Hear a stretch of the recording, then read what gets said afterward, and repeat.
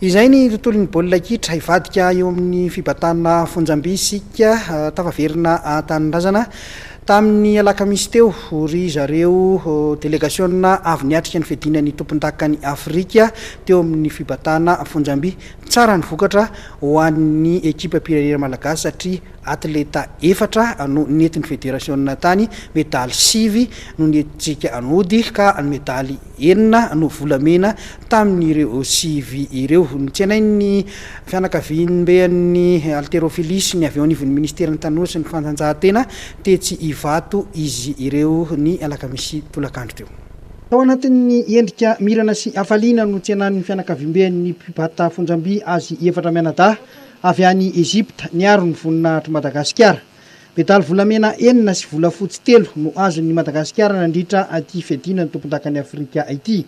No io vokatra tsara azon'ny atleta malagasy io dia notoloran'ny fédération enetsy ariary avy ireo ny ambozina medaly. Lalao olimpika ny tanjona hoy Andriamatoa Arnella Randriamanarivo filohan'ny fédération. Matoa ny vokatra misy dia midika zany fa nisy ny asa natao nandritry ny taona maro ary ny fédération moa hatramin'izay dia ny asa rery ary rehefa manampy ny ministère ny tanora sy fanatanjahantena dia nahazo an'izao vokatra izao tsika ary mino fa mbola tsaratsara kokoa n'izao ambonaraka. Amin'izao fotoana moa zany dia qualification individuelle ny qualification olympique zany hoe manao compétition anakenina zany ny atleta anankiray dia arakaraky ny médaille azony mandritra ny championnat zany hoe Erika sy Rosina zany dia efa navita compétition roa ary médaille d'or sy médaille d'argent.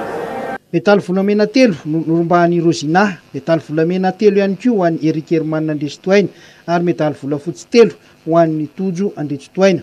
Fedinan'ny tompon-dakany Madagasikara izay atao an'ny Tomasina amin'ny faha 12 sy faha 12 ny volana May ho avy izao indray ny fandaharam-potoana manaraka ho an'ny fédération.